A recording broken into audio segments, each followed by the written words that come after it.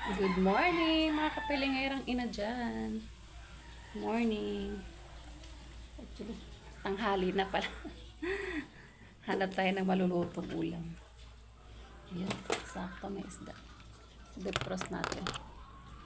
Ako lang kakain nito, papakso ko. Ako lang kakain nito kasi aking pilingerang anak hindi kumakain ng isda.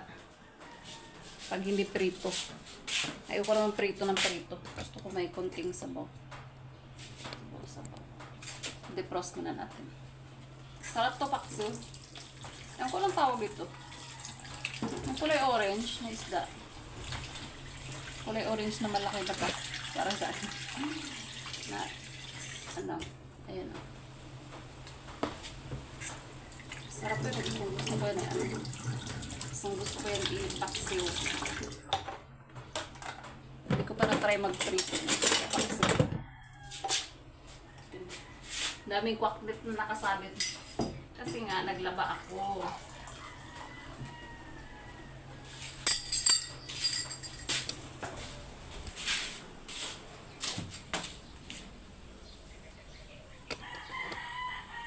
Timpla muna tayo na ating ay gusto.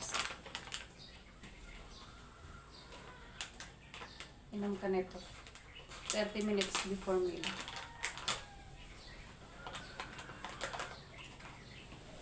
Ako lang pakita baka.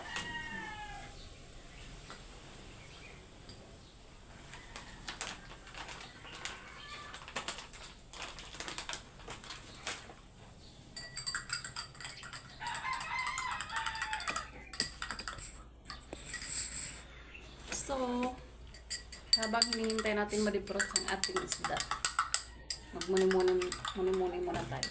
Charot. Charot lang. Inom muna tayo nito. Hindi ko alam kung mamaya ako na yun kakainin o magtitinapay na lang ako. Tinapay na lang muna siguro. Hindi pa naman ako ganong gutom. Mamayang ano ka na lang yung hapunan. Kasi yung anak ko panigurado mamaya pa yung kakain. Nagising na siya kanina maaga. Kumain na siya.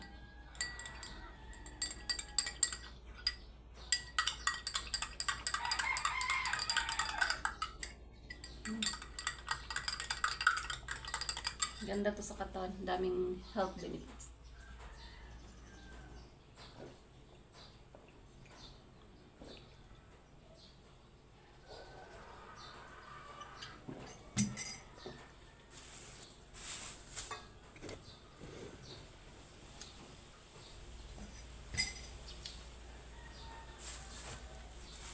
Pinapay na lang tayo.